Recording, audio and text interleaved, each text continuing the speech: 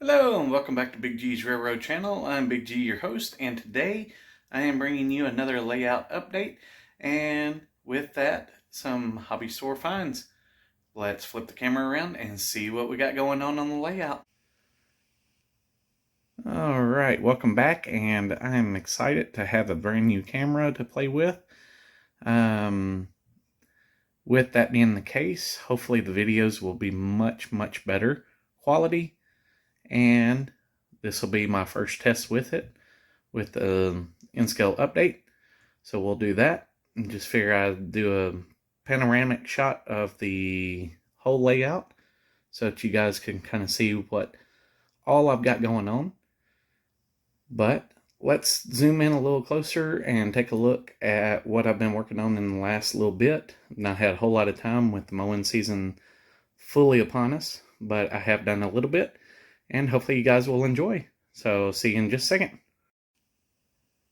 Alright, I found this one up at the Tennessee Central Railroad Museum in Nashville. I picked it up a couple weeks, or actually about a week ago, and waiting on the decoder to come in so that I can put it on the layout and have it DCC'd. And I know the layout is a modern layout, but with that being the case, every once in a while the older paint schemes will come out. I'm planning on being at the Nashville In-Scale Enthusiast June 17th and 18th.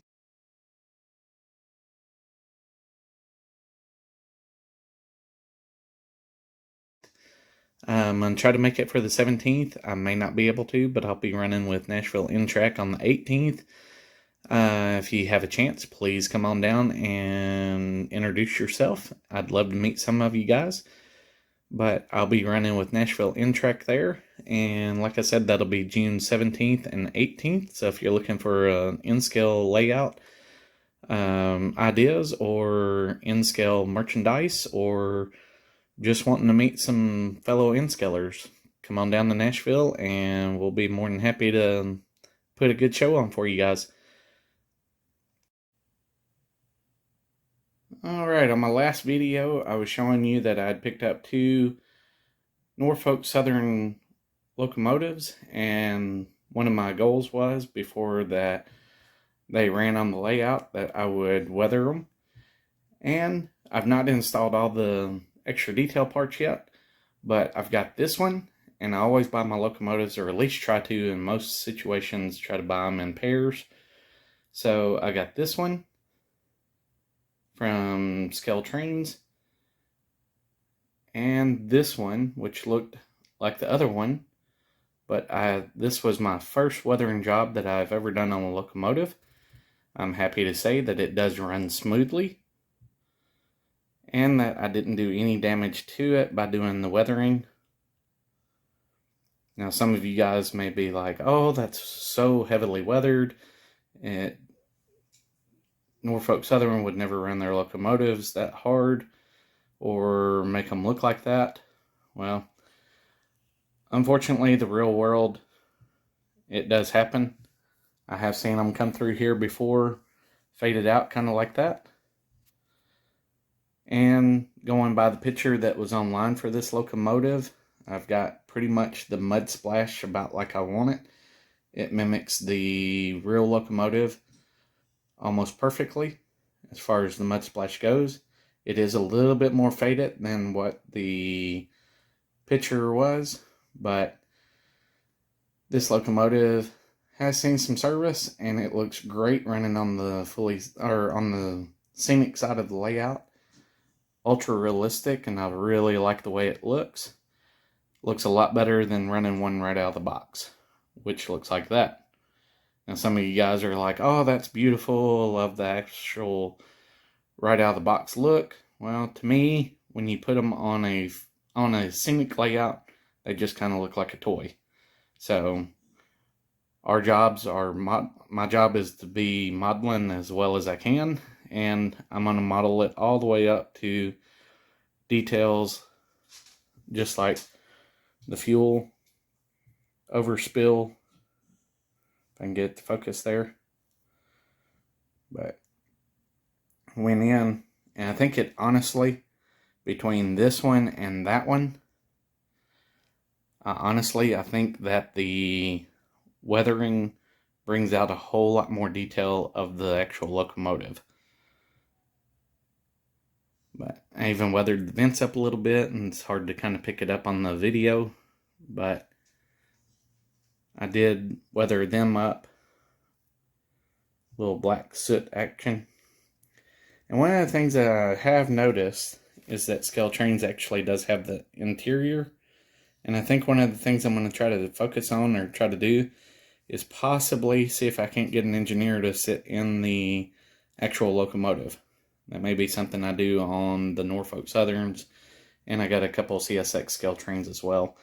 Maybe trying to put a little engineer in there or a little crew just to add a little bit more realism to it. But hope you guys enjoyed that one. And I couldn't do the second one just yet until I tried my hand at some CSX. So I've got SD 40-2s. I've got this one right here. That's what it looks like right out of the box, and that's Broadway Limited. And I bought these in a pair. And this one, I just did it today. A little less weathering than the Norfolk Southern one. But I've got some fading on it. Got the tanks rusted up just a little bit. Still got the fuel spillage on the side. But you can see the truck details a whole lot better when you've got them weathered a little bit versus the trucks on that one. I mean, you have to get really, really close to see some of the details, and even when you get really, really close, you still can't see them that well. So, went in. I've got the tops weathered a little bit. Did some soot on the fans. It's not showing up real well, but I do have some soot up there. And then at the right angle, you can kind of see the black on the vents there. Rusted up the couplers on them. But overall, very happy with the way it turned out. I'm planning on doing the other one. I'm going to do it even a little bit lighter so it's not as faded. But I'm very happy with the way these two weathered engines turned out versus the ones that are in the box. And give me just a minute and I'll turn the layout on and actually run them up and down the line for a minute for you.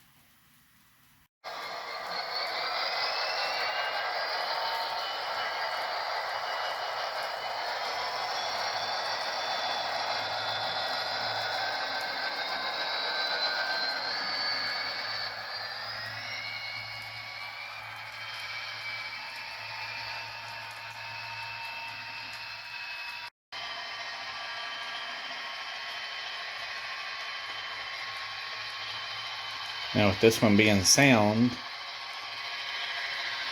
and weathered, it adds for a whole lot more realism.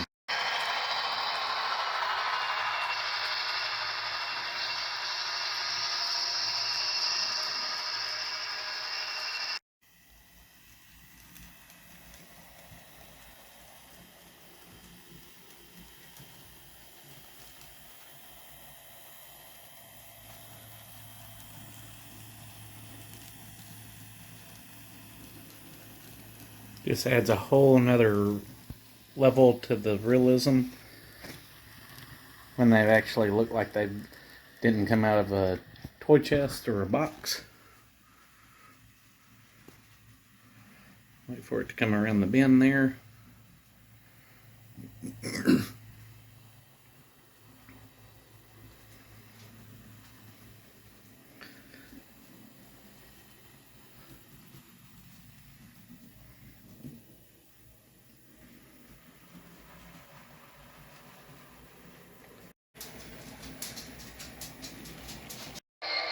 So overall, I am very pleased with the way they run, the way they look, and hopefully this will inspire some of you to go out and start trying to weather some of your locomotives. They're not the only things that I actually have on the layout that is weathered. I've shown you before, but I'll show you a few other examples that I have. Like for instance, some of my CSX Athearn coal porters. Got them weathered up. As you can see, they're in various states. I've got one way down here that is barely done, very heavy, lightly done, and about a medium. I still have some across the layout over here that I still need to get done. Got some of these nice, clean, shiny ones here that definitely need some weathering done up on them. And then got the occasional one over here that is weathered up some. Try to zoom in a little bit.